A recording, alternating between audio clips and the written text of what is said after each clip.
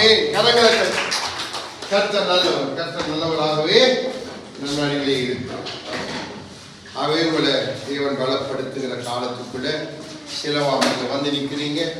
சிலவாம் பலப்பட வேண்டிய காலம் ஏனென்று சொன்னா, இந்த இடத்துல இருந்து நாங்க கடந்து போனால் நீங்க இந்த ஊழியத்தை தொடர்ந்து செய்யணும். நீங்க இந்த இடத்துல வரப்போற ஊழியக்காரர்கள் நீங்க எல்லாரும், இந்த ஊழியத்தை நடத்த போற ஊழியக்காரர்கள் நீங்க எல்லாரும் ஒத்தாசை பண்ணணும். அப்போ நீங்க பலப்பட வேண்டிய அவசியத்தை கர்த்தர் உணர்த்தி வைக்கிறார். ஏன்னா இன்னும் எத்தனை நாளைக்கு உங்கள் மத்தியிலிருந்து நாங்கள் குடும்பமாய் ஊழியம் செய்வோம் என்று எனக்கு தெரியாது. இப்பொழுதே உங்களுக்கு நான் கடைசி நேரத்தில் சொல்லாம முன்கூட்டியே நம்முடைய பஸ்ஸுக்கு நாங்கள் அவிசாரை பண்றவாறு 6 மாசம் முன்பாய் இப்பொழுதே நான் சொல்லி விடுகிறேன். தேவன் எப்போ புறப்படு என்று சொல்லுகிறாரோ அப்பொழுது நாங்கள் புறப்பட்டு போவோம். ஆகவே நீங்கள் பலப்பட்டா தான் இந்த இடத்துல இருந்து இந்த ஊழியத்தை முன்னெடுத்து செல்ல முடியும். இந்த ஊழியம் ஒரு நாளும் நிறுத்தப்படக்கூடாது. இந்த ஊழியம் ஒரு நாளும் இந்த இடத்துல நிறுத்தப்படவே கூடாது. கடைசி ஆத்மா இந்த இடத்துல இருக்கும் வரைக்கும் நீங்க இந்த ஊழியத்தை முன்னெடுத்து செல்லணும். அவருடைய வருகை மட்டும் இந்த இடத்தை நமக்காக, அதாவது இந்த தேசத்துல ஒரு ஊழியத்தை ஆயத்தப்படுத்தின கர்த்தர். ஆகவே அவர் நம்முடைய நிலைகள் எல்லாம் அறிந்திருக்கிறார். நம்ம இப்படியே இருக்கிறோம் என்று சொல்லிக் கொண்டு நிற்பது இல்லை. அவருடைய விருப்பம், அவர் உங்களை முன்னோக்கி நடக்க அழைக்கிறார். அவரே நம்மை பலப்படுத்துகிறவர். ஏன்னா நம்முடைய காலங்கள் விரைவாய் கடந்து போய் நிற்க. நம்ம எத்தனையோ வருடங்கள் இந்த இடத்துல இருந்து இந்த ஊழியத்தை நாம் நடத்தி கொண்டு வருகிறோம். ஆனால் நாம் கொஞ்சம் பேராயிருந்து நமக்கு கற்றுக் கொடுக்கிறபடி நான் தேவனுடைய சித்தம் இந்த இடத்துல நம்ம எல்லாரையும் வைத்திருப்பது இல்லை. ஆகவே தேவன் யார் யாருக்கு எந்தெந்த தேசங்களை நியமித்திருக்கிறாரோ, எந்தெந்த இடங்களை நியமித்திருக்கிறாரோ, என்ற கிறிஸ்துவின் சரீரம் சிதறப்பட்டிருக்கிறது. கிறிஸ்துவுடைய சரீரத்தை சேர்க்க வேண்டிய ஒரு கட்டாயம் ஊழியத்துக்கு இருக்கிறது. வெளி புறஜாதிகளை கிறிஸ்துவுக்குள்ள கொண்டு வரக்கூடிய ஒரு கட்டாயம் ஊழியத்துக்கு இருக்குது. அப்ப இந்த 2 நிலைகளையும் ஊழியர்கள் ஒவ்வொரு தேவ பிள்ளைகளும் புரிந்து கொண்டால் தேவ ராஜ்யம் விரைந்து கட்டப்படும். தேவனுடைய சித்தம் விரைவாய் இந்த பூமியில நிறைவேறும். அப்போ இங்க சிலவாமலையும் அவருடைய சித்தம் நிறைவேறும்.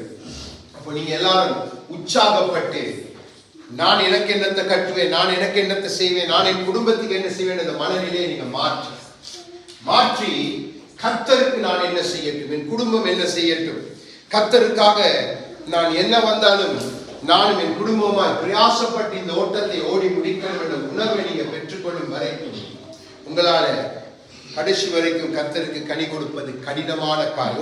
உங்களுக்கு நீங்க கனி கொடுப்பீங்க, நீங்க ஆசீர்வாதமா இருப்பீங்க. அதுல எந்த மாற்றம் இல்லை. தேவன் தம் பிள்ளைகளை ஆசீர்வதிக்கிறவர், அதுல எந்த மாற்றமும் இல்லை. ஆனா அந்த ஆசீர்வாதம் நம்மை தேவ சித்தத்தை விட்டு, நம்மை தேவ நோக்கத்தை விட்டு, தேவ ராஜ்யத்தை விட்டு பிரித்து விடவே கூடாது. ஏன்னா அன்றைக்கு இஸ்ரவேல் ஜனங்களும் பாரப்பட்ட இதயத்தோடு தான் உங்கள் நடுவிலே இதை நான் பேச வேண்டும் என்று வரவில்லை. நான் பேச வேண்டிய காரியம் வேற. ஆனால் ஆவியானவர் இந்த இடத்துல என்னை இதயத்தை பாரப்படுத்தினபடி நான் சொல்லிக்கொண்டே இருக்கிறேன். அப்போ அன்றைக்கு இஸ்ரவேல் ஜனங்களையும் தேவன் அழைத்த நோக்கம், அவர்களை ஆசீர்வதித்த நோக்கத்தை அவங்க மறந்துட்டாங்க. ஏன்னா அவருடைய ஒரே நோக்கம் யாக்கோபுடைய வித்து பன்னீர்கள் மேல பரறணும், அவன் எல்லா இடத்திலும் கனி கொடுக்கணும். அப்போ ராஜ்ய சியோனை அவர் அங்கே ஸ்தாபித்தத நோக்கம் யாக்கோபுல அங்கே எல்லாரும் வரணும். அதைத்தான் அவர் தீர்க்கதரிசிகளோடாய் முன்குறித்து பின்பாய் அவர் வந்து அதை சீசர்கள் மத்தியிலே முன்குறித்து பெந்தெகோஸ்தே நாளிலே தம்முடைய ஆவியை ஊற்றி அவர் செய்த காரியம் அதுதான். ஆகவே நீங்க யாரும் இந்த காரியங்கள் அசட்டை பண்ணக்கூடாது. நம்முடைய இன்னும் நீங்க பலப்பட இல்லை. அப்போ தேவன் உங்களை பலப்படுத்த விரும்புகிறார். ஏன்னா இந்த இடத்துல இருந்து போயிட்டா அடுத்த ஊழியம் செய்யறது கொஞ்ச நாளைக்கு செய்வீங்க, கொஞ்ச நாளைக்கு பலத்துல ஓடுவீங்க. ஆனா பின்னுக்கு நெருக்கங்கள் பல காரியங்கள் சத்ரு உங்களுக்கு எதிராக வருவாங்க. அப்போ நீங்க நிக்கிறதுக்கு உங்களுக்கு பலம் வரும். அப்போ தேவன் உங்களை பலப்படுத்த, நாங்க இருக்கிற இந்த காலங்களுக்குள்ள தேவன் உங்களை பலப்படுத்தும்படியாகவே உங்களோடு பேச விரும்புகிறார், உங்களை உருவாக்கும்படியாக பேச விரும்புகிறார். ஆக சற்று உங்கள் நிலைகளை எல்லாவற்றையும் விட்டுட்டு கர்த்தரை நோக்கி பாருங்க. உங்களோட பார்வை அவரை நோக்கி இருக்கட்டும். உங்களுடைய இதயம் அவருக்கு நேராக ஆயத்தப்படுத்த. ஊழியம் என்றது சாதாரண காரியம் அல்ல. ஊழியம் எல்லாரும் செய்யலாம்.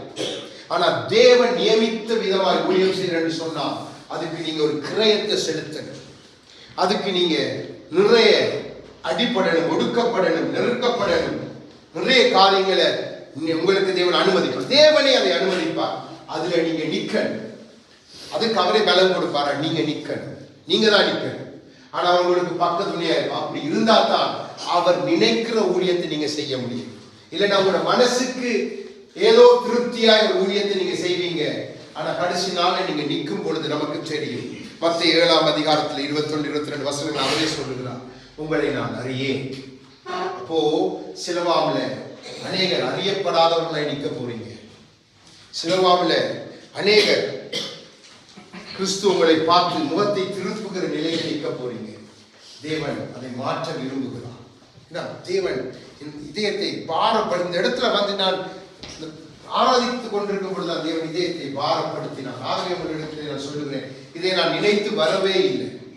நான் உண்மையாக சொல்லுகிறேன், கர்த்தர் சாட்சி, நான் இதை நினைத்து உங்கள் மத்தியிலே பேச வேண்டும் என்று வரவே இல்லை. அப்போ தேவன் சொன்னதை நான் உங்கள் மத்தியிலே சொல்லுகிறேன். ஏன்னா தேவன் உங்களுக்கு கடைசியாய் கொடுக்கிற சந்தர்ப்பம். நீங்க பலப்பட்டா தான் இந்த தேசத்துல உங்களை கொண்டு தேவன் சித்தத்தை செய்ய முடியும். இல்லைன்னு சொன்னா இந்த சபையை நீங்க தொடர்ந்து நடத்த முடியாது. அநேகர் இந்த இடத்துல இருந்து காணாம போயிருக்கீங்க. ஆகவே உங்க நிலைகளை நீங்க சற்று சீர்தூக்கி பார்த்து கர்த்தர் உங்க மேல வைத்திருக்கிற அந்த அன்பையும் அந்த கிருபையையும் பாடி துதித்தது போல, உண்மையாகவே அந்த கிருபை இல்லாமல் நான் வாழ முடியாதென்றால் அந்த கிருபையை தந்தவருக்கு நாம் எவ்வளவு நன்றியுள்ளவர்களாக இருக்க வேண்டும் என்ற உணர்வோடு நாம் அவருக்காக அவர் ஊழியத்தை செய்யும்படியாக நம்மை இந்த நாளும் அர்ப்பணித்து நம் காதுகளை திறந்து அவர் நம்மோடு பேச போகிற காரியத்தை, ஏன்னா தேவன் நமக்கு நான் அபிஷேகித்தார். அந்த அபிஷேகம் உனக்கு எதற்கு? நான் எதற்காக என் குமாரனை அபிஷேகித்து அனுப்பினால் என் குமாரன் நிறைவேற்றினான். என் பெந்தைக்கோஸ்து நாள் என் சீசர்களை நான் எதற்காக அபிஷேகித்தேனோ அதை அவர்கள் நிறைவேற்றினார்கள். ஆனா இன்னைக்கு அபிஷேகம் அபிஷேகம் அபிஷேகம் என்று கேட்டுட்டு அவர்களுடைய நிலைகளை பார்க்கும் பொழுது தேவன் துக்கப்படுகிறார். அப்போ எங்கேயோ நாம் தவறுகிறோம், எங்கேயோ எதையோ நாம் விட்டுட்டு நிற்கிறோம். நாம் அபிஷேகம் வேண்டும் என்று கேட்கிறோமா? தவறல்ல, நல்லது. அபிஷேகத்தை நீங்க எதற்காக அபிஷேகம்? எதற்காக? நம்முடைய பாருங்க, நம்முடைய குடும்பத்தில் நமக்கு சரியா இருக்க முடியல. அபிஷேகத்தை பெற்றுக்கொண்டு நாம் போகிறோம், ஆனால் குடும்பத்தில் நமக்கு சரியா இருக்க முடியல. வெளிப்பிரகாரமா நமக்கு சரியா இருக்க முடியல. நம்முடைய சபைக்குள்ள நமக்கு சரியா இருக்க முடியல. அப்ப நம்மளால யாருக்கும் பிரயோஜனம் இல்லை. நாம் நமக்கு கனி கொடுத்து கொண்டு நாம் அதிலே சந்தோஷப்பட்டு திருப்தியாகி அதன் நிமித்தம் கர்த்தருக்கு துதி செலுத்தி கொண்டு இருக்கிறோம். அந்த அபிஷேகத்தினால் ஒரு பிரயோஜனம் இல்லை. எப்ராயிம் தனக்குத்தானே கனி கொடுக்கிறார். எப்ராயிமுடைய கனி அப்படியா இருப்பதல்ல. எப்ராயிம் பேசினா ஜாதிகள் பயப்படுவாங்க சொல்லுகிறார். எப்ராயிம் பேசும் பொழுது பயந்தான். அப்போ இப்போ நீங்க பேசினா சத்ரு நடுங்க, நீங்க பேசினா சத்ருவால கட்டப்பட்டவர்கள் விடுதலையாக. அதுக்குத்தான் அபிஷேகம், அதுக்குத்தான் அபிஷேகம். அதைத்தான் அவரே சொல்லுகிறார். ஏசாயா 61 உங்களுக்கு தெரியும் இந்த அபிஷேகம் எதற்காக ஊற்றினார். அப்போ அவருடைய ரட்சணிய நாள் சொன்னது, அங்கே காயப்பட்டவர்களுக்கு காயம் கட்டல், விடுதலையாக்கல், இப்படி பல. இதைத்தான் அவர் புதிய ஏற்பாட்டில் வந்து அதிகாரத்தை கொடுக்கிறார். ஆவியின் அதிகாரத்தை கொடுத்து சொல்றார். தேள்கள் சர்ப்பங்களை மீதிங்க, பிசாசுகளை முதலாவது திறந்துங்க. ஏன்னா பிசாசு தான் முழு வியாதிக்கும் பின்பாக இருக்கிறவர். பிசாசு தான் கர்ப்பங்களை அடைத்து வைக்கிறவர். நன்றாய் விளங்கிக் கொள்ளுங்க. பிசாசு அப்போ உங்களுக்கு உங்களோட வாழ்க்கையில காரியங்கள் தடைப்படுதில்லை. இன்னும் ஏதோ ஒரு பகுதியில பிசாசு உங்களோடு இருக்கிறான். அவன் திறத்தப்படணும். அவன் உங்களுடைய எல்லைகளை விட்டு திறத்தப்படணும், உங்களோட வீட்டை விட்டு திறத்தப்படணும், உங்களோட குடும்பத்தை விட்டு திறத்தப்படணும். இல்லைன்னா எங்கோ இருந்து அவன் தன்னுடைய காரியங்களை செய்து கொண்டே இருப்பான்.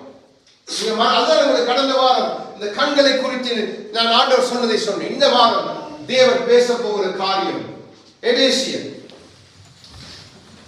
6வது அதிகாரம்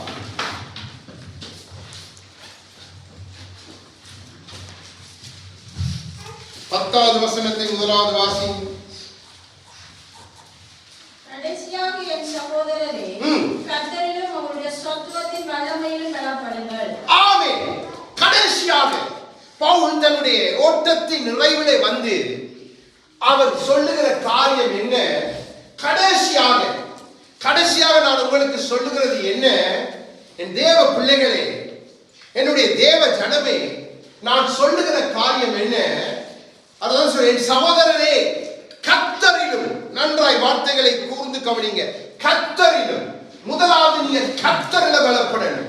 அதுக்கு பின்பாய் சொல்லுகிறார், அவருடைய சத்துவத்தின் வல்லமையிலும் பலப்படுங்க.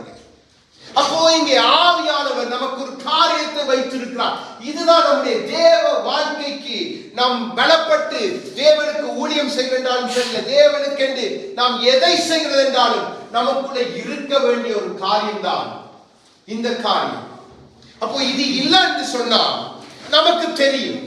அப்போ தேவன் கர்த்தரிலே அவர் நம்மை பலப்படுத்த விரும்புகிறார். அடுத்தது அவருடைய சத்துவத்தின் வல்லமையில நம்மை பலப்படுத்த விரும்புகிறார். அப்ப இந்த ரெண்டும் ஒன்றோடு ஒன்று இணைந்துள்ளது. நீங்க ஒன்றை பிரித்து ஒன்றை மாற்றம் பெற்றுக்கொண்டு உங்களால் எதையும் செய்ய முடியாது. அப்ப ரெண்டையும் நீங்க சேர்த்து செய்யணும். அதுதான் தேவனுடைய அனாதி தீர்மானம். ஆகவேதான் தேவன் இந்த புதிய அவருடைய அந்த நாட்களில் வந்த பொழுது நமக்கு புதிய ஏற்பாடு எழுதி வைத்திருக்கிற ஒரு பிரதானமான காரியம் என்ன அவரே சொல்லுகிறார். மத்தேயுக்கு இன்னொருத்தர் மத்தேயு 7வது அதிகாரம் அங்கே தேவன் சொல்லுகிற காரியத்தை பார்ப்போம்.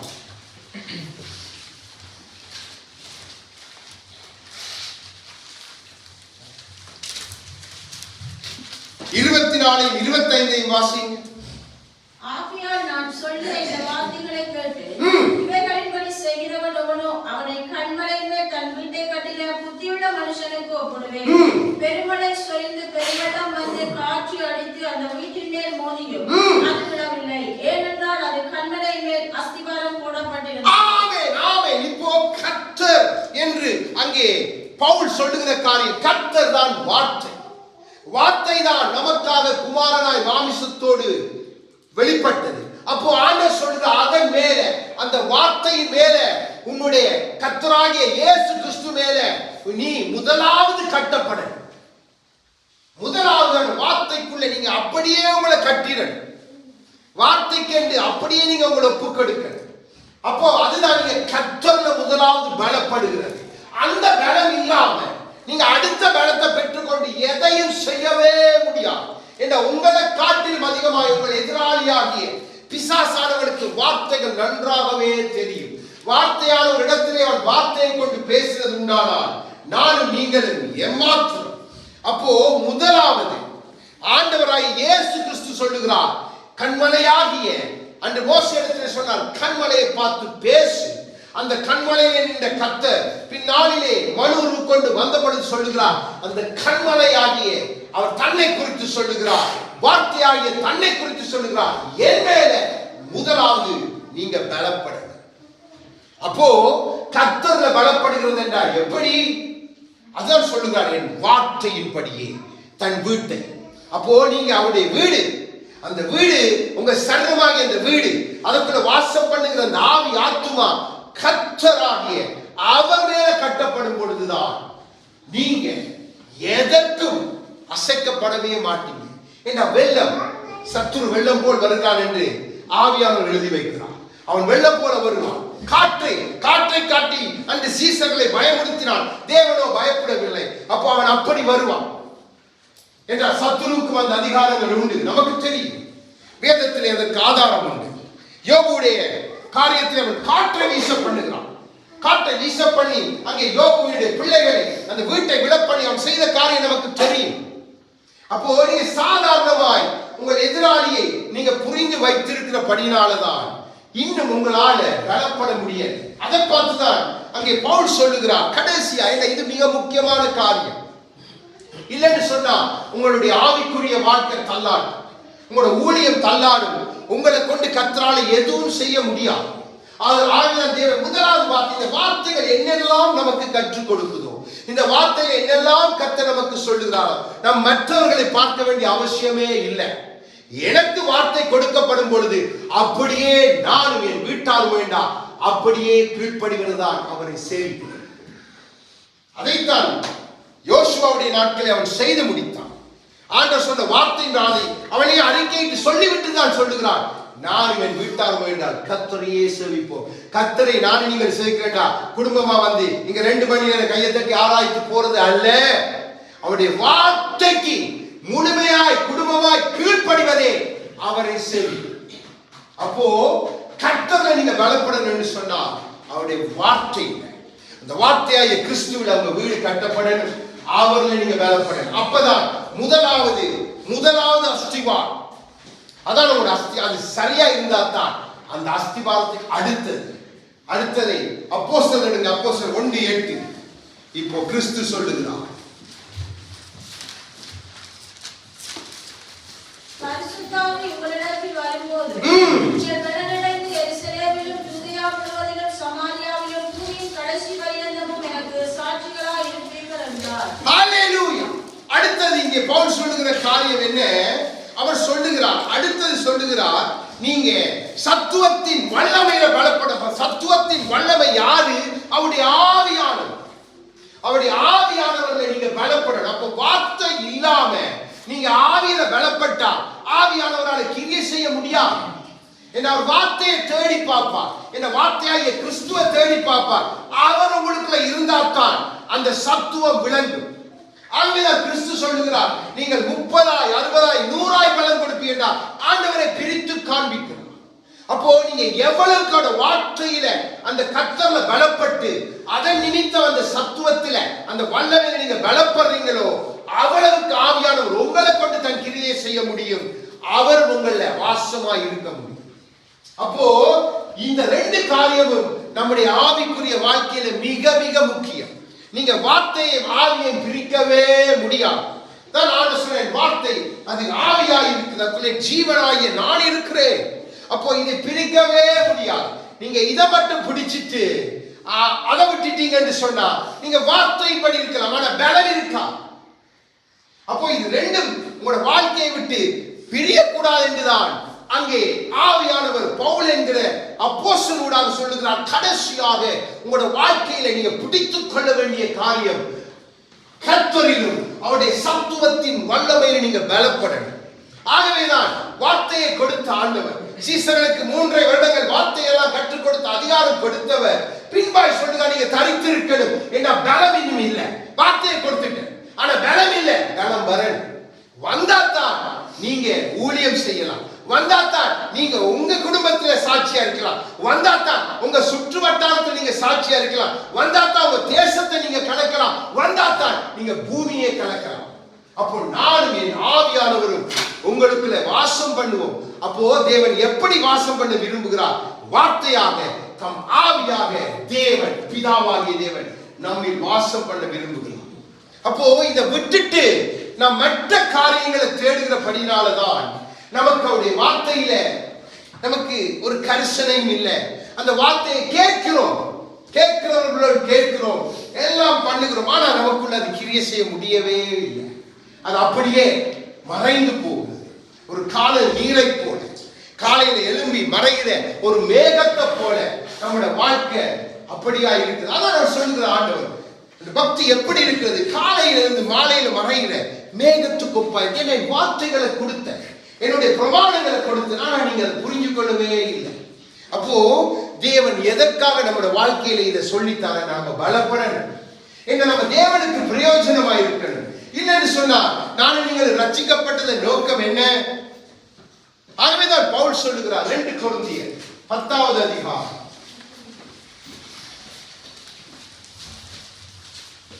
பலம் என்றா என்ன என்பதற்கு அங்கே ஆவியானவர் பவுலை கொண்டு விளக்கம் கொடுக்கிறார்.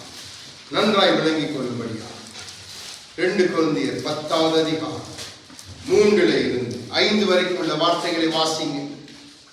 நாங்கள் மாம்சத்தின் நடக்கிறவர்களாய் இருந்தோம், மாம்சத்தின்படி போர் செய்கிறவர்கள் அல்ல. எங்களுடைய போராயுதங்கள் மாம்சத்துக்கு ஏற்றவைகளாய் இராமல் அவர்களை நிர்மூலமாக்குவதற்கு தேவ பலமுள்ளவைகளாய் இருக்கிறது. அவைகளால் நாங்கள் தர்க்கங்களையும் தேவனை அறிகிற அறிவிக்கு விரோதமாய் எழும்புகிற எல்லா மேட்டிமையையும் நிர்மூலமாக்கி எந்த எண்ணத்தையும் கிறிஸ்துவுக்கு கீழ்ப்படிய சிறைப்படுத்துகிறவர்களாய் இருக்கிறோம். ஆமென். இங்கே பலத்தையும் வார்த்தையும் இணைத்து காண்பிக்கிறார் ஆவியானவர். சொல்லுகிறார், நான் மாமிசம் எனக்கு கொடுக்கப்பட்டது. அதாவது நம்முடைய வெளி தோற்றமான உருவத்தை அங்கே சொல்லுகிறார், மாமிச உருவம். ஆனா நாம் அதிலே இருக்கிறோம், ஆனா அதன்படி நாங்கள் மாமிச காண்பிக்கிற வழிகளை நாங்கள் போகிறவர்கள் அல்ல, அதன்படி நாங்கள் நடக்கிறவர்கள். நாங்கள் மாமிசத்துக்குள்ளதான் இருக்கிறோம். தேவன் கொடுத்த ஆவி உண்டு, ஆத்துமா உண்டு, அது எனக்குள்ளே இருக்கிறது. ஆனாலும் நாங்கள் போர் செய்கிறோம். ஆனால் மாமிச பிரகாரமாய் கத்தி எடுத்து இன்றைக்கு யுத்தங்களை செய்த போல அல்ல. எங்களுடைய பேராயுதங்கள் வித்தியாசம். நாங்கள் முழங்கால்களிலே யுத்தம் செய்கிறவர்கள், நாங்கள் அறையை பூட்டி யுத்தம் செய்கிறவர்கள், நாங்கள் சகோதராய் ஒருமித்து யுத்தம் செய்கிறவர்கள், எல்லாமே ஆவிக்குரிய யுத்தம். அப்போ அங்கே சொல்லிவிட்டு அவர் சொல்லுகிறார் 5வது வசனத்திலே, அவைகளால் நாங்கள் தர்க்கங்களை என்ற வார்த்தைகள்ல இன்றைக்கு பலவிதமான காரியங்களை சத்துரு கொண்டு வரார். அப்போ இப்ப வார்த்தையை கொண்டு காண்பிக்கிறார். முதல் ஆவின் பலத்தை காண்பித்திருக்க வார்த்தையினூடாய் இப்படிப்பட்ட இந்த 2 பலத்தினூடாக அவர் சொல்லுகிறார், நாங்கள் தர்க்கங்களை கிறிஸ்துவுக்கு விரோதமாக எழுதுகிற எல்லாவற்றையும் நாங்கள் சுரைப்பிடிக்கிறோம். அப்போ அந்த பலம் இல்லாம, இந்த வார்த்தையும் இல்லாம நீங்க ஒன்றுமே செய்ய முடியாது. நீங்க வார்த்தையை கலப்பீங்க, கேட்கிறவன் கேட்டவங்களுக்கு பல காரியங்களை சொல்லிக் கொண்டு, அப்ப அதுக்கு ஆவின் பலம் இருந்தா தான் அவன் அடங்குவான். அப்பதான் சத்துரு அவனுடைய கண்கள் தெளிக்கப்படும். இல்லைன்னு சொன்னா நீங்க வார்த்தைகள் அப்படியே சொல்லிக்கொண்டே போவீங்க, கேட்டுக்கொண்டே இருப்போம், ஒரு பிரயோசனம் இல்லை. அதைத்தான் அங்கே சொல்லுகிறார், ஆவியின் பலத்தோடு நாங்கள் போர் செய்கிறவர்கள், வார்த்தைகளை கொண்டு கிறிஸ்துவாகிய கிறிஸ்துவின் வார்த்தைகளை கொண்டு நாங்கள் தர்க்கங்களையும் சாத்தானுடைய சகல வேற்றுமையானவைகளையும் நாங்கள் சுரைப்பிடிக்கிறோம். இந்த நிலை எனக்குள்ள உங்களுக்குள்ள வராத வரைக்கும் நீங்க வெளியில போகலாம், சுவிசேஷம் சொல்லலாம். அன்னைக்கு பாருங்க, பேதுரு சகோதரர் வழிநடத்தும் பொழுது சொன்னார், ஆவிய வார்த்தை அவனுக்குள்ள இருந்தது, வார்த்தையானவர் அவருக்குள்ளே இருந்து அவரே சொல்லுகிறார், பேதுருவே நான் கால்களை கழுவட்டு இல்லை, அவனுக்கு என்னிடத்துல பங்கு இல்லை. அப்போ காலை கழுவினோனே வார்த்தைக்கு அவன் பங்குள்ளவன் ஆயிட்டான். ஆனா ஒரு பங்கு குறைவாய் இருந்தது. அதை பெந்தெகோஸ்தே நாளை ஊற்றின பொழுது பேதுரு எழுந்து நின்று பேசினது, அவருடைய வார்த்தை பலப்படுத்தினது. ஆவியானவர் வார்த்தையும் ஆவி, அதான் சத்துவத்தின் வல்லமையும் அவர் கர்த்தரும் இணைந்த பொழுது 3000 5000 பின்பாய் நமக்கு தெரியும் சமயம்.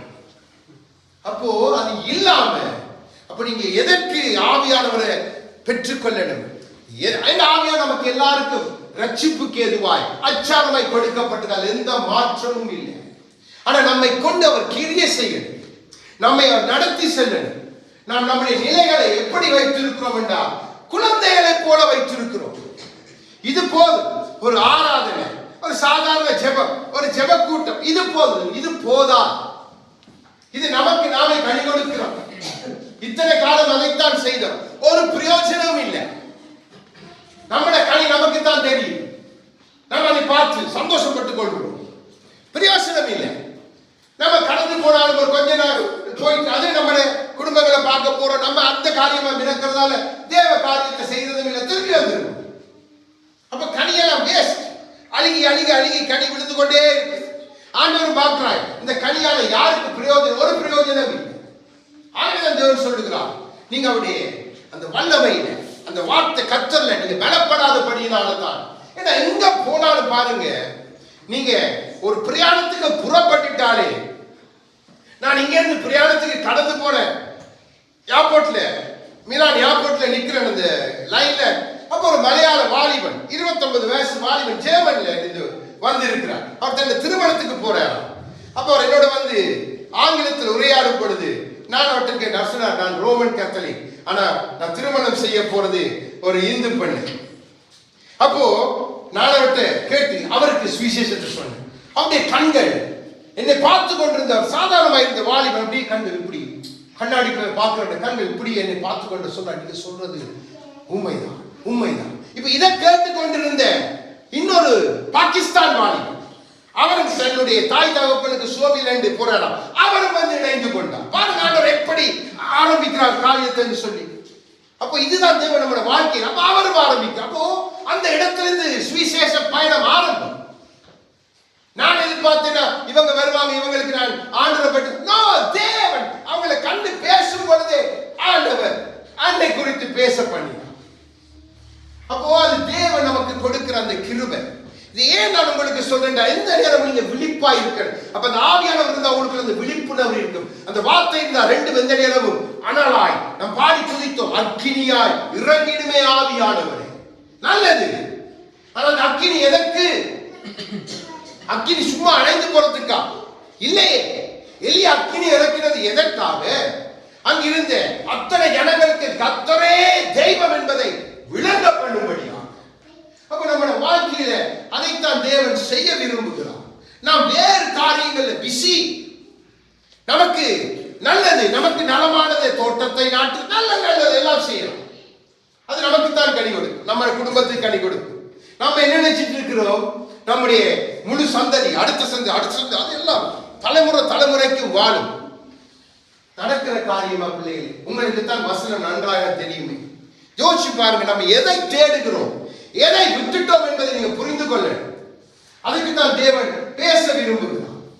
இப்ப அதிலே பாருங்க, 6 வாசிங்க, அதே அதிகாரத்தில் 6-8 வரைக்கும். எல்லாம் கீழ்ப்படியாமைக்கு தக்க நீதியுள்ள தண்டனையை செலுத்த இப்ப அவர் சொல்லுகிறார், உங்கள் கீழ்ப்படிதல் நிறையும் பொழுதுதான் கீழ்ப்படியாமைக்குரிய தண்டனை செலுத்த முடியும். அது எப்படி ஆகும்? அவருடைய வார்த்தையிலும் அவருடைய சத்துவத்திலும் நீங்க பலப்படுறதாலதான் ஆகும். வேண்டாம், அந்த தண்டனையை செலுத்த போறதே நீங்க தான். அந்த நீதியின் தண்டனை அதனால சொல்லுகிறார், நாங்கள் என்று சொல்லுகிறார். பாருங்க வசனத்தை வடிவா பாருங்க. எல்லா கீழ்ப்படியாமைக்கும் தக்க நீதியுள்ள தண்டனையை செலுத்த ஆயத்தமாய் இருக்கிறோம். ஆனா ஆயத்தமா இருக்கிறேன் என்று சொல்ல இல்லை, ஆயத்தமா இருக்கிற நம்மை உட்படுத்தி ஆவியானவர் பேசுகிறார். அடுத்ததை வாசிங்க, 7-8. தோற்றத்தின்படி பார்க்கிறீர்களா? ஒருவன் தன்னை கிறிஸ்துவுக்குரியவன் என்று நம்பினான். நான் கிறிஸ்துவுக்குரியவனாய் இருக்கிறது போல நாங்களும் கிறிஸ்துவுக்குரியவர்கள் என்று அவன் தன்னிலே தானே சிந்திக்க கடவன். ஆமென். அடுத்தது சொல்லுகிறார், நீங்க சிந்திக்கணும். நீங்க உங்களை கிறிஸ்தவர்கள் குறித்து மேன்மை பாராட்டுகிறது நல்லதுதான். நீங்க உங்களை குறித்து ஆனால் நீங்க அடுத்தவனை குறித்தும் நீங்க சிந்தித்து பார்க்கணும். அப்போ நம்ம சிந்திக்கணும், நீதி செலுத்தணும், சிந்திக்கணும். இதுதான் நமக்குள்ள இந்த ஆவியானவர் செய்ய விரும்புகிற காரியம். நாம் நம்மை குறித்து சிந்திக்கிறவர்கள், நம்முடைய சுயத்தை குறித்து சிந்திக்கிறவர்கள், நமக்கு எங்கே பொழிவு, நமக்கு எதை செய்யலாம், நான் எப்படி என் காரியத்தை யார் செய்வான் என்று கர்த்தர் கேட்கிறார். ஆண்டவரே, என்னுடைய காரியத்தை நீர் செய்யும் என்று நாங்கள் சொல்லிட்டு அங்கே இருக்கிற பிள்ளை. ஏனென்ற நம்முடைய ஆவியின் பலம் இல்லை, கர்த்தர் நம்ம பலப்பட இல்லை. அடுத்தது வாசிங்க, 8. மேலும் உங்களை நிர்மூலமாக்குறதற்கல்ல, உங்களை ஊன்ற கட்டுகிறதற்கு கர்த்தர் எங்களுக்கு கொடுத்த அதிகாரத்தை குறித்து நான் இன்னும் சற்றே அதிகமாய் மேன்மை பாராட்டினாலும் நான் வெட்கப்படுவதில்லை. ஆமென். உங்களை ஊன்ற கட்டணும். இதைத்தான் சொல்லுகிறார், கர்த்தரிலும் கர்த்தருடைய சத்துவத்தின் வல்லமையின் பலத்தில் உங்களை ஊன்ற கட்டணும்.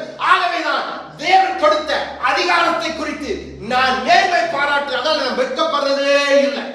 ஒரு ஊழியக்காரனுக்குள்ள ஒரு தேவ ராஜ்யத்தை நடத்துவது இருக்க வேண்டிய காரியம் கர்த்தருடைய வார்த்தை குறித்து மேன்மை பாராட்டி அதற்காக வெட்கப்படாம முடிந்த வரைக்கும் மற்றவர்களை ஊன்ற கட்டணும். அப்போ கிறிஸ்துவின் சபை சிதறி போயிருக்கு, அவருடைய சரீரம் சிதறி போயிருக்கு, ஆங்காங்கே துண்டு துண்டா இருக்கு.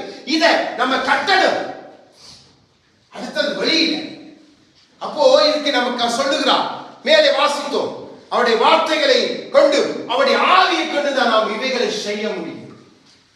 அதற்குத்தான் அவர் சொல்லுகிறார். அப்ப நம்ம நீதி செலுத்தணும், நம்ம சிந்திக்கணும், நம்ம ஊன்ற கட்டணும்.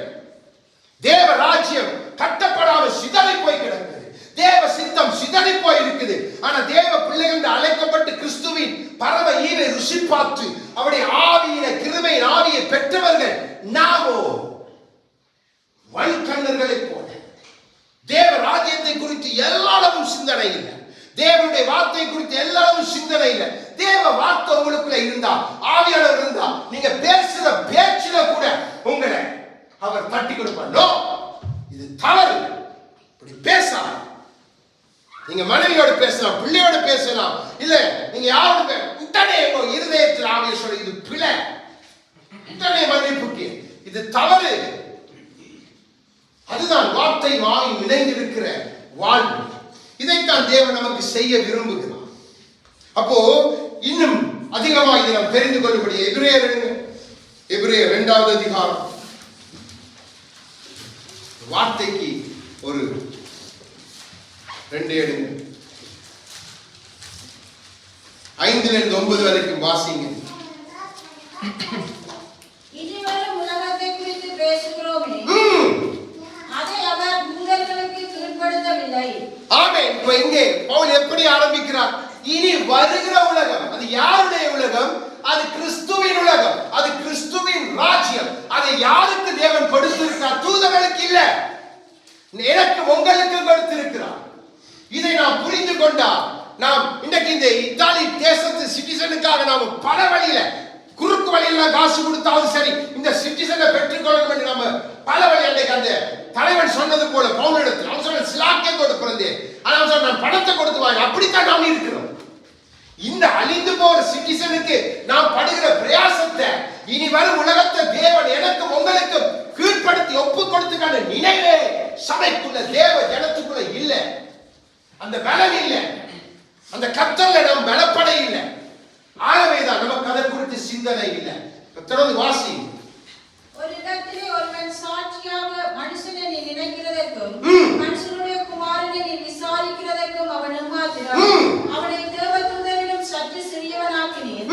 மகிமையினாலும் கனத்தினாலும் அவனுக்கு முடிசூட்டி உன்னுடைய கரத்தின் கிரியைகளின் மேல் அவனை அதிகாரியாக வந்து சகலத்தையும் அவனுடைய பாதங்களுக்கு கீழ்ப்படுத்தினீர் என்று சொன்னார். சகலத்தையும் அவனுக்கு கீழ்ப்படுத்தினார் என்ற விஷயத்தில் அவர் அவனுக்கு கீழ்ப்படுத்தாத பொருள் ஒன்றுமில்லை. அப்படி இருந்தும் இன்னும் அவனுக்கு சகலமும் கீழ்ப்பட்டிருக்க காணோம். என்றாலும் தேவனுடைய கிருபையினால் ஒவ்வொருவருக்காகவும் மரணத்தை ருசி பார்க்கும்படிக்கு தேவதூதரிலும் சற்று சிறியவராக்கப்பட்டிருந்த இயேசு மரணத்தை உத்தரித்தது நிமித்தம் மகிமையினாலும் கனத்தினாலும் முடிசூட்டப்பட்டதை காணோம். நீங்க ரெண்டு காரியங்களை முந்தின உலகத்தை காண்பிக்கிறார். அடுத்ததாய் இரண்டாவது உலகம், அதாவது நோவாவுக்கு பின்பாக ஏற்படுத்தப்பட்ட உலகம். இனி மூன்றாவது உலகத்தை தான் அவர் சொல்லுகிறார், இனி வரப்போகிற உலகம் என்று சொல்லி. இங்கே அவர் சொல்லுகிறார், ஆதாமுக்கு தேவன் எல்லாத்தையும் கீழ்ப்படுத்தி கொடுத்தார், சகலத்தை. ஆனா அவன் ஒன்றும் எல்லாத்தையும் விட்டுட்டு அதுக்கு அடிமையாக்கினான் சாத்தான்.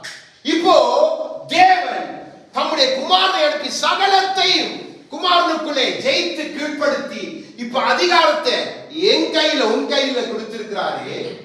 நான் நீங்களும் ஏன் இன்னும் அந்த பலத்துல இல்ல? ஏன் இன்னும் அந்த கர்த்தர்ல நாம் நிலைநிற்க முடியல? இன்னும் நமக்குள்ள போராட்டங்கள் உண்டு. ஐயோ இது சரி வராது, இந்த தேவனை எதற்கு நாம் இப்படி எல்லாம் பேசுகிற தேவ பிள்ளைகள் உண்டு. தேவனை விட்டு கொஞ்சம் பின்வாங்கி போகிற தேவ பிள்ளைகள் உண்டு. எதற்காய் போகிறோம் என்று கேட்டால் அவர்கள் சொல்லுகிறது தங்கள் சுயத்தை, சொந்த இச்சைகள். அப்போ இவன் ரட்சிக்கப்பட்டு என்ன பிரயோஜனம்? சாத்தான் அழகாய் தட்டிட்டு போயிடுவான்.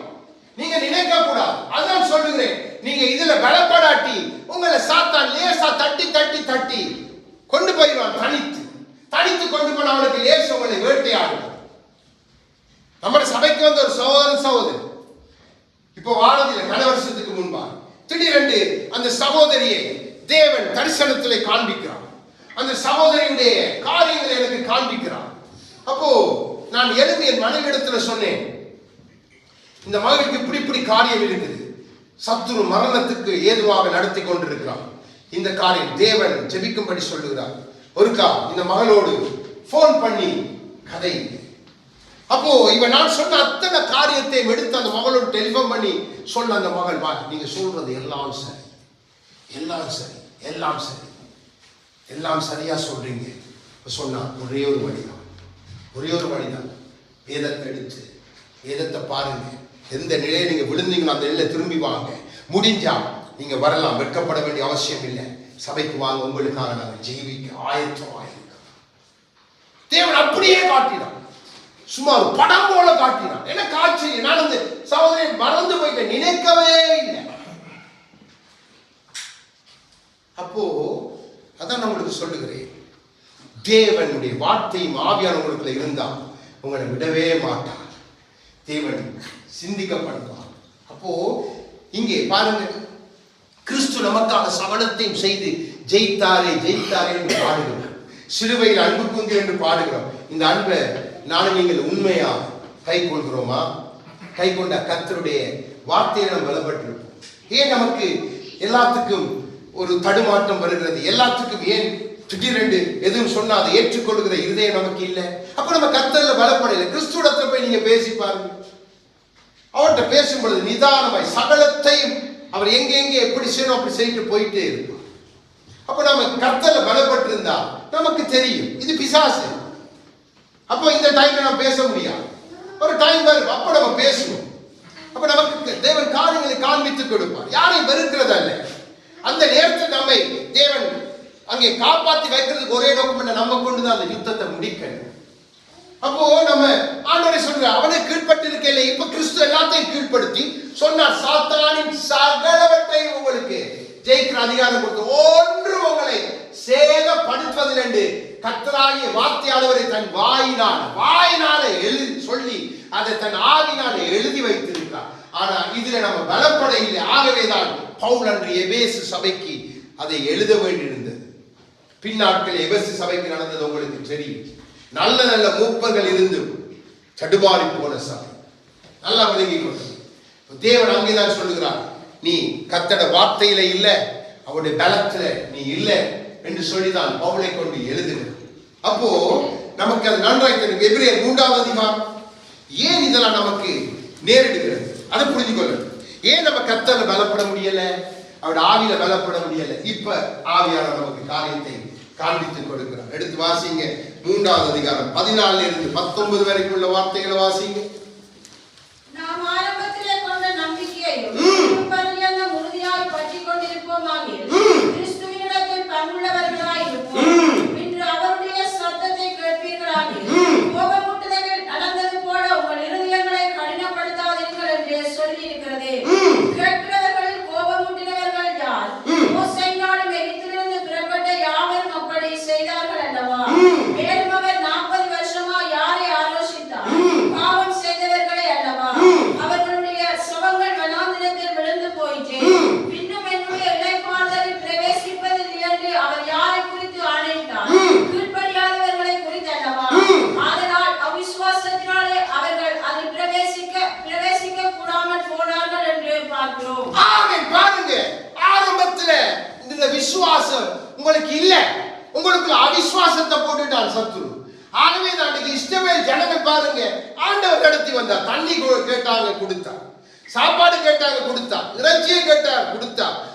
அவர்களுக்கு அவரே யுத்தம் பண்ணி குலவைகளை அனுப்பி சத்துருக்களை சிதறடித்தேன் என்று சொல்லுகிறார். அவரே திட்டங்களை வகுத்து கொடுத்து இப்படி போய் யுத்தம் பண்ணுங்க என்று சொல்லி நடத்துகிறார்.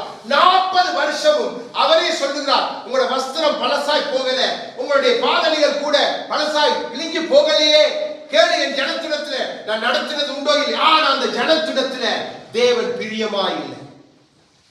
யோசிச்சு பாருங்க, நாம் இருக்கிறதை காட்டிலும் வனாந்தரத்துல உபாகமத்தில் சொல்லுகிறார், கொள்ளிவாய் சர்ப்பங்கள் இருக்கிற இடத்துல யோசிச்சு பாருங்க, ஜனங்களை நிறைவாய் நடத்தினான், சகல ஆசீர்வாதங்களை கொடுத்து நடத்தினவர். ஆனா அப்படிப்பட்ட ஆசீர்வதிக்கப்பட்டவர்கள் இடத்துல கர்த்தர் பிரியமா இல்லையே. அவர்களுக்கு விரோதமாக வார்த்தை சொல்லுகிறது, என் இளைப்பாறுதல் இவர்கள் பிரவேசிப்பதில்லை என்று என் ஜீவனாய கிறிஸ்துவை கொண்டு அழைத்தேன். யோசிச்சு பாருங்க, எவ்வளவு பயங்கரமான வார்த்தைகளை ஆவியானவர் நமக்கு எழுதி வைக்கிறார். நாம் சாதாரணமாக தேவனை சாதாரணமாய் பற்றி கொண்டிருக்கிறோம். தேவனுடைய அந்த தன்மையை நீங்க புரிந்து கொண்டு அவரை மாறி நல்லவர் ஒருவருமே இல்லை. அவரை மாதிரி வல்லமை உள்ளவர் யாருமே இல்லை. நாம் தான் சரியில்லை. நம்முடைய இருதயம் பின்வாங்குகிற இருதயம், கடினப்பட்ட இருதயம். நமக்கு அதை கொடுத்தா உடனே துதி, உடனே பாட, உடனே ஹல்லேலூயா, ஓகே.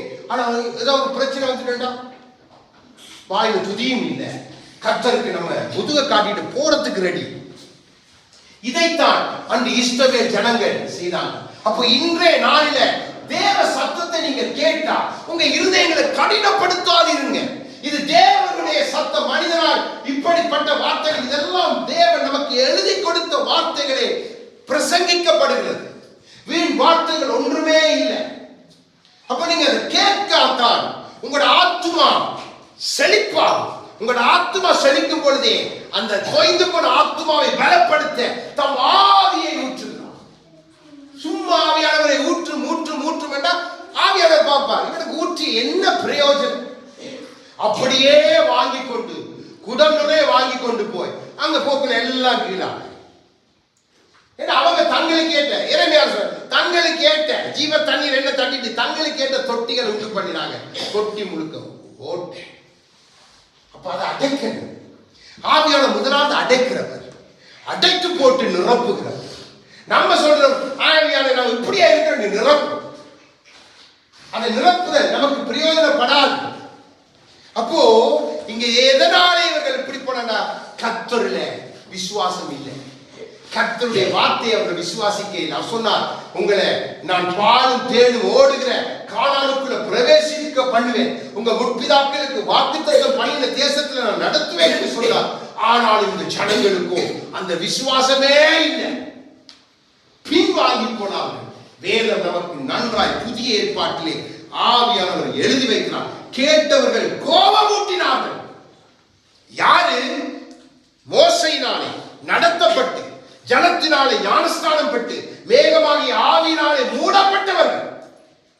அப்ப இன்னைக்கு நானும் நீங்கள் அப்படியே இருக்கலாம். கிறிஸ்துக்குள்ள அவருடைய நாமத்தில் ரட்சிக்கப்பட்டு ஆவியின் அச்சாரத்தை பெற்றுக்கொண்டு நாமும் இப்படிப்பட்டவர்களாய் இருப்பது சாத்தியமே. தேவன் பார்க்கிறார், இது பலமில்லாத தன்மை, இது சத்துருவுக்கு நீ இரையாகிற தன்மை, இதை விட்டு விலக. இந்த காரியம் சிலவாமுக்குள்ள இருக்கவே கூடாது. நமக்கு சொல்லுவாங்க வந்து ஹஸ்பண்டுக்கு அப்படி நீங்க ஒண்ணு யோசிக்க பாருங்க, வீட கட்டித்தாங்க உங்களுக்கு உடனே யோசிக்கணும், இது யாரால வந்தது? இது கர்த்தரால வந்ததா? தேவையில்லை. எனக்கு வீட்டை கட்டணும் தேவன் கட்டுவார், அப்போ அது எனக்கு சமாதானமாய் இருக்கு. நல்லா தெரிந்து கொள்ளுங்க, தேவனுடைய ஊழியர் நீங்க இருந்து அவங்களை தேடி முதலாவது அனுப்புகிறது பணத்தை காண்பிப்பான். இல்லாட்டி கொண்டு வா பொம்பளை கவனமாய் சும்மா ஊழியம் செய்யலாம். இன்னைக்கு எத்தனை ஊழியக்காரர் தெரியுமா இன்னைக்கு அடிக்கப்பட்டு இருக்கிறாங்க, பணத்தாலும் பொம்பளையலாலும். திரளான சாட்சி, 3 பேர் பாஸ்டர்ஸ், பெரிய ப்ராஃபட்ஸ், பிஷப்ஸ். யோசிச்சு பாருங்க, ஏன் வார்த்தையில கட்டப்படையில ஆவியில நிரப்பப்படையில சும்மா சாத்தான் நல்லா பேசுவான். அந்நிய பாஷை சும்மா நீங்க உங்களுக்கு தெரியாதது எனக்கு தெரியாதெல்லாம் பேசுவான். நல்லா தெரிஞ்சு கொள்ளுங்க, அந்நிய பாஷை பேசக்கூடாது நான் சொல்ல இல்லை, அது தேவன் கொடுக்கிற வரம், நல்லது. ஆனா பவுல் சொல்லுகிறார், நீ அந்நிய பாஷை பேசினா அதுக்கு வியாக்கியானத்தை கொடு, இல்லாட்டி பேச. அப்போ அந்த வரத்தை கேட்டு பெற்றுக்கொள்ளுங்க என்று சொல்லுகிறார். ஏன் இதை நான் சொல்லுகிறேன்டா, உங்களுக்கு தெரியாது, அவன் உங்களை மடக்கிற வழிகளை நீங்க தெரிந்து கொள்ளாட்டி சிலருக்கு போய் தலையில கை வைத்தானே அந்நிய பாஷை. ஆனா அங்க பார்த்தா குடும்பத்துக்குள்ள ஒரே சண்டை பாஷை. இங்க இவர் விட்டுருப்பார், அவங்க விட்டுருப்பா, இங்க தான் தூவண்டு. அப்போ பணம் ஜபிக்க அந்நிய பாஷை. அப்ப யோசிச்சு கொள்ளுங்க, நீங்க மிகவும் கவனமாக இருக்கணும் தான் எல்லாத்தையும் ஆண்டவர் உங்களுக்கு கற்றுக் கொடுக்கிறார்.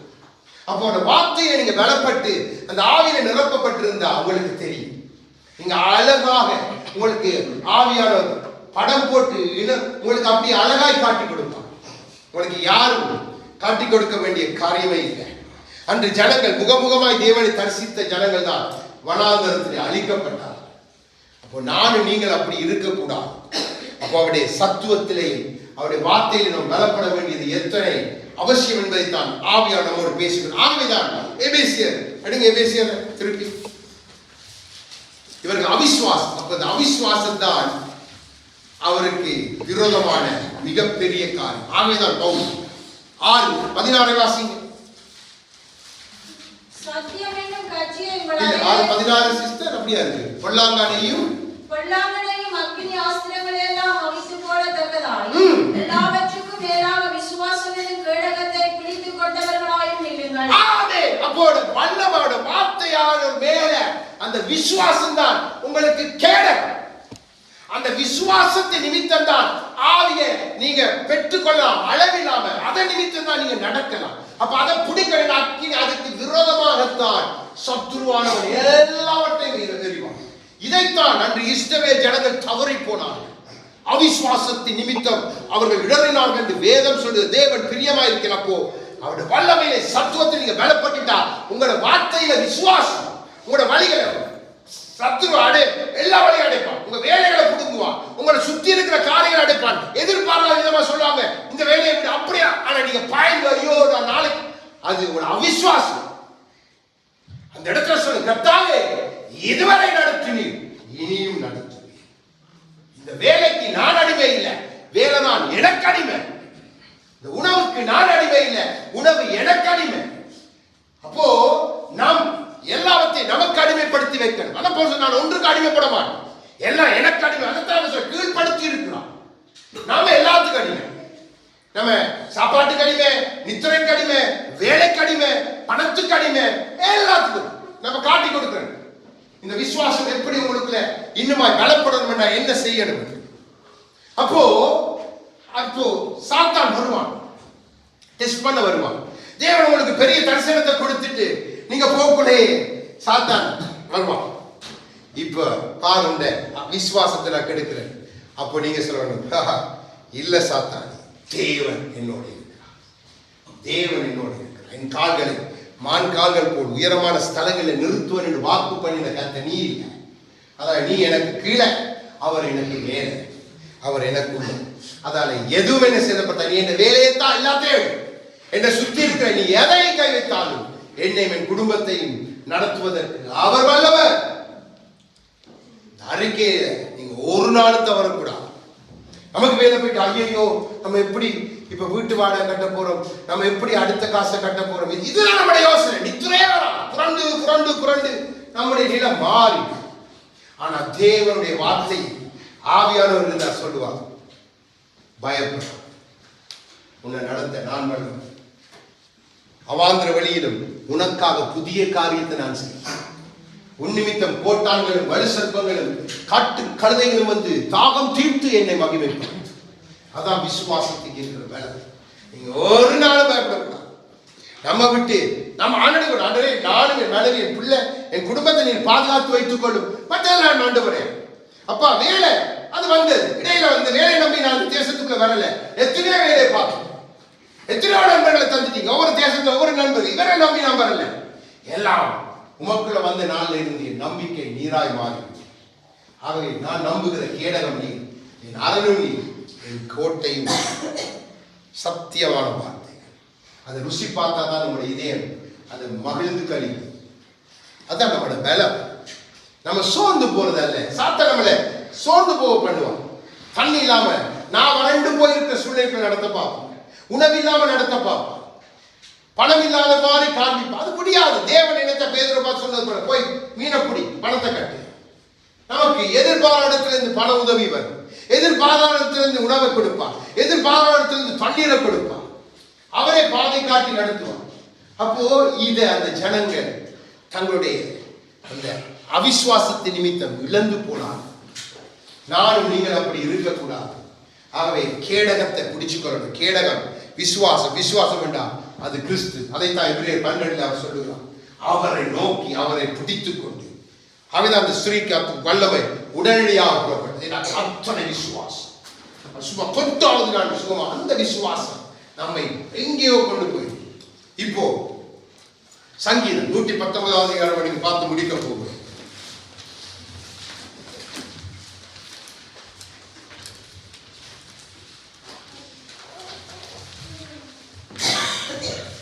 தேவன் நமக்கு காரியங்களை காண்பித்துக் கொடுக்க விரும்புகிறார். சங்கீதக்காரனுடைய வாழ்க்கையை அவன் கை கொண்டு ஜெயம் எடுத்தபடினால் ஆவியார் நமக்கு இதை எழுதி வைத்திருக்கிறார். 33 இருந்து 40 வரைக்கும் உள்ள வார்த்தைகளை வாசியும்.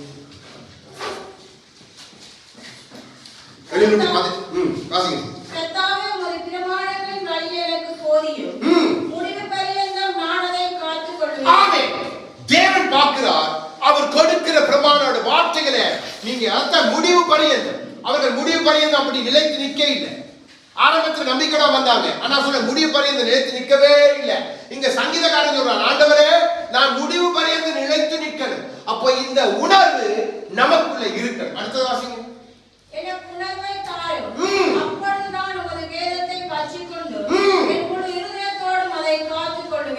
அடுத்தது முழு உள்ளத்தோடு முழு பலத்தோடு முழு இருதயத்தோடு தேவனிடத்தை நீங்க அன்பு கூறண்டா அவரை பார்த்து, அப்பா உடைய எல்லா வார்த்தைகளையும் நீர் என்னை நம்ப பண்ணின, நீர் எனக்கு கொடுத்த வார்த்தைகளை நான் அப்படியே முழு இருதயத்தோடு கை கொள்வேன்.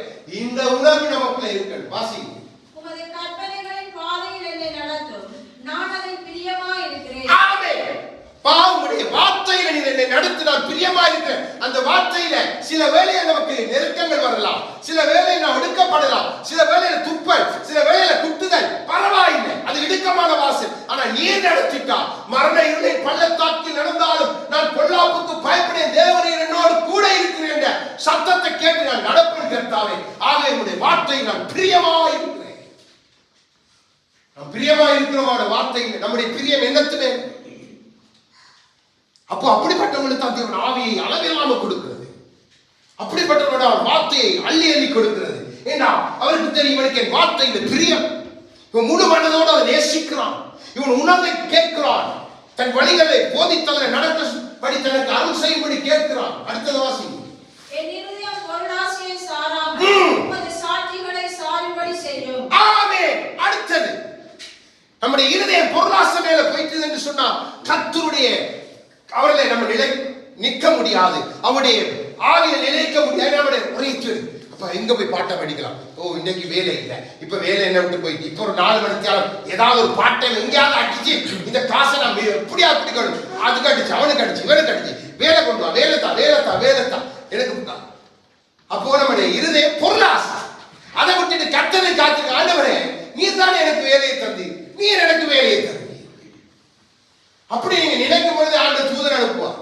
பிரதர் யோசிக்காங்க பிரதர், உங்களை குறித்து தான் இப்ப நான் நினைச்சிட்டு வந்தேன். எப்படி வந்து நான் உன் கூட கல்வி எழுதுறது உங்களை சந்திச்சு ஆண்டவர் சூழ்நிலை மாற்றி விடுவோம். நீங்க நினைக்க கூடாது. பொருளாசையை ஒரு நாளும் நம்முடைய இருதயம் நாடக்கூடாது. அது நமக்கு கீழே, அது தானா வரும். பொருட்கள் நம்மை தேடி வரும், நாம் அதை தேடி போகக்கூடாது. அடுத்தது வாசம். மாயை பாராதபடி நீர் என் கண்களை விலக்கி உமது வழிகளில் என்னை உயிர்ப்பியும். ஆமென். இதைத்தான் நான் சொன்னேன். நம்முடைய கண்கள் எதை கடந்த வாரம் கற்றுக் கொடுத்தேன். மாயான காரியங்களை பார்க்க பழகிட்டு அது சரி வராத ஆண்டவரே உம்முடைய வழிகள் தான் என் பிரகாசம் மனக்கண்களை தான். அப்பதான் உங்களுடைய வழிகள் எனக்கு தெரியும். அப்பதான் நான் உயிர்ப்பிக்கப்படுவேன். அப்பதான் எனக்கு நித்திய ஜீவன். பாருங்க அழகாய் ஆவியானவர் எழுதி வைத்திருக்கிறார். இதெல்லாம் நம்முடைய விசுவாசத்தின் அறிக்கைகள். இதுல நம்முடைய விசுவாசத்தை பெருக பண்ணுகிற காரியங்கள். சூழ்நிலைகளை கண்டு பயப்படாத தன்மை. அடுத்தது வாசி. உமக்கு பயப்படுகிறதற்கு ஏற்ற உமது வாக்கை உமது அடியேனுக்கு உறுதிப்படுத்தும். ஆமென். நான் சொல்லுகிறேன் ஆண்டவரே நான் வழி தவறி போயிடக்கூடாது, நான் பயம் இல்லாம நடந்துடக்கூடாது. அப்போ நான் உமக்கு பயந்து நடக்கிறேன். மனுஷனுக்கு பயப்படக்கூடாது, வேலைக்கு பயப்படக்கூடாது, நான் நட்ட காரியங்களுக்கு பயப்படக்கூடாது, உலகத்துக்கு சார்ந்த எதுக்கு உமக்கு பயந்து நடக்கணும் வேண்டாம். அதுக்கு ஏற்ற வார்த்தையை தாங்கும். அதுதான் எனக்கு பொக்கிஷம், அதுதான் என் காலங்களின் உறுதி, அதுதான் என் ரட்சிப்பின் நிறைவு. ஏசாயாவில் எழுதி வைக்கிறார். தொடர்ந்து வாசிங்க.